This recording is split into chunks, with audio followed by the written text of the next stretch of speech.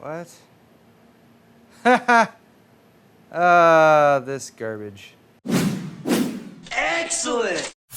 The Thermaltake View 71 Snow Edition shows off your build in style with a frosty white paint job and 4 tempered glass side panels. You also get 2 pre-installed 140mm ring white LED fans, a vertical GPU mount with bracket, and 3-way radiator support for water cooling. So click the sponsor link in the description to learn more. Look at this computer right here. This computer is over 10 years old now, and I actually built this system. It's built in the NZXT Apollo case, I believe, in about 2006. I built it for my wife, Diana, back when I was working at Newegg, but I still hadn't started doing Newegg TV or anything like that. She wanted an orange case. This was one of the ones that was available, and this system has actually done a lot of work.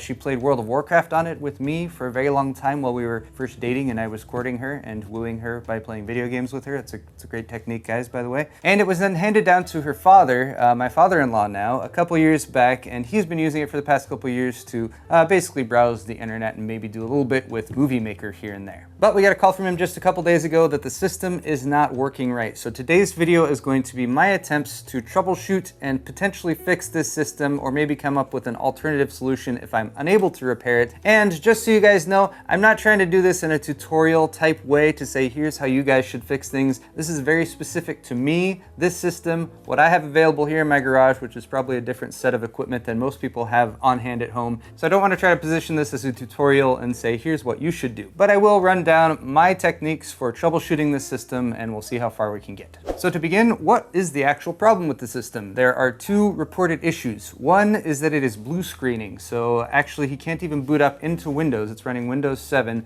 without a blue screen. So that makes it pretty much non-functional.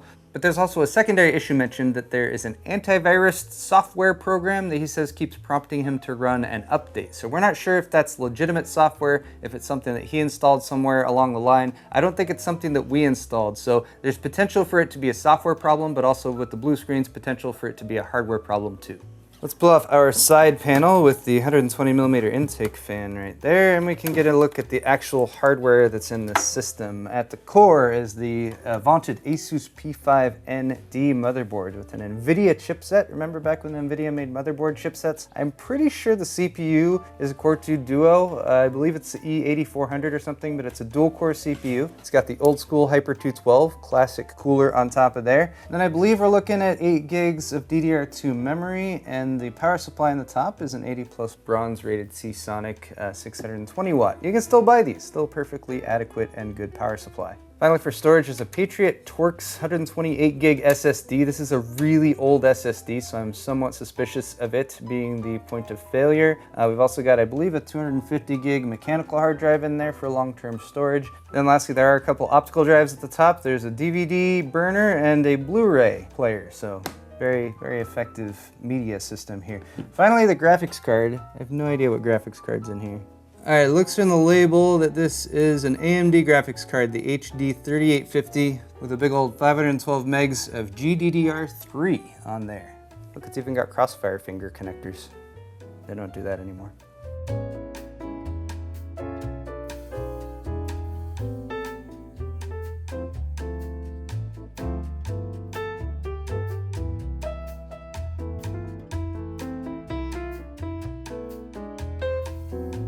So initial diagnosis has confirmed first that yes, we do have some aberrant software installed on here. It's called RegCure Pro. It's a registry cleaning service software, and all you have to do is Google it in order to find a bunch of people who are like, this software sucks, or a bunch of people who are like, it's a registry cleaner. You don't need registry cleaning software. It's always bad. So I have a few options here. I could uninstall it and try to fix the Windows 7 installation, but I'm less inclined to do that, especially since there's been something going in there and mucking up with the registry. Second is, I wasn't able to capture it on video, but several restarts that we've done with this system have just resulted in blue screens on startup, so there's definitely something going on there. So I decided, why don't we go ahead and just install Windows 10 instead? I tend to go the route of let's do a clean install. Let's back up anything that might need to be backed up, and then let's go ahead and flush it, clean it, do a fresh install of Windows in order to get rid of anything that might be on there causing issues. Now the system does have a backup storage hard drive on it, so there's a lot of stuff saved on that, but I do want to make sure that anything that's on the SSD, stuff that's on the desktop or maybe in my documents is saved. So I pulled the SSD and I plugged it into a 2.5 inch to USB converter, then connected that up to my laptop, and then went into the desktop and also into my documents, and then just copied anything on there that I think might need to be saved for future use, and then went ahead with a Windows 10 reinstallation. However, I got about this far. This is basically what's happening. Windows 10 will get to the loading screen, but will not give us a little loop-de-loop that it's actually doing anything. We're pretty much locked up here, and that's even after I've gone and unplugged every single other drive that's connected except for the drive that we're installing to. Also unplugged all the USB devices back here except for what's required, and I even went and swapped out the motherboard battery because batteries on older motherboards can start to die and that can cause issues. But none of this has actually solved the problem, which to me means scrap this system for the most part and build a new one. We are going to try to salvage a little bit. I think I can save the power supply and maybe the backup hard drive, and that's pretty much it. Now, there are still parts in the system that might still be functional, so I could do further troubleshooting on them to determine if that is the case or not, but because the system's so old and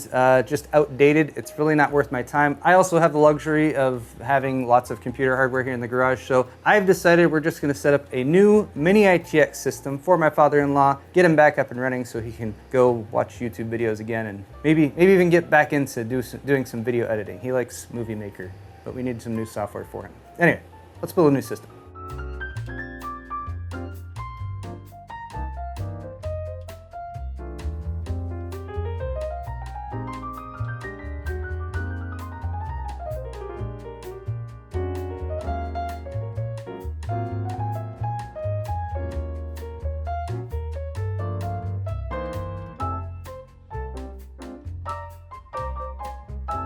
So here are the parts for the replacement build, and again, these were chosen from stuff that I pretty much have on hand here, so some of it makes more sense than others. But from the original build, we're keeping our Seasonic 620 watt power supply. This is one of the reasons I say never skimp on the power supply, because power supplies can last you a really long time. And of course, we also have the backup storage drive, this WD 2500 to 250 gig storage drive, and since it has important data on it, we're going to keep it. I do not trust that Patriot Torx SSD, it's just too old, so we're updating that to the Toshiba OCZ TR200. This is a 240 gig drive.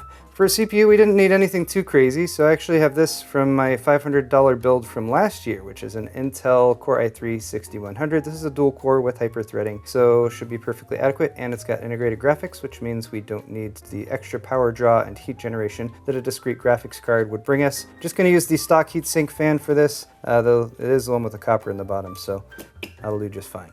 And for memory, we needed some DDR4, so this is a G.Skill Ripjaws 4 kit. This is one of the earliest DDR4 kits that arrived. It was originally a 16 gig kit, but we're just using 2 of the 4 gig DIMMs for 8 gigs total, and that will slot into our motherboard, which is the Asus ROG Strix H270i Gaming. This board only had a really brief run because it was kind of eclipsed by the 300 series boards that came out, but this will be compatible with your Skylake and Kaby Lake series of CPUs, and fortunately, Skylake is what this one is down here with the 6100. Oh, and I almost forgot the case. The Thermaltake Core V1, which you guys might remember from my recent $500 build series from this year. And since I built in this case and then I took all this stuff out of it and it's still around, might as well use it for this build. It also is kind of on the smaller side, and there's a chance that my father-in-law will be retiring into the Philippines. So although this isn't exactly the size that you could fit in a carry-on, it is on the smaller side, so if he does need to actually transport it over there, it'll be a little bit less to transport.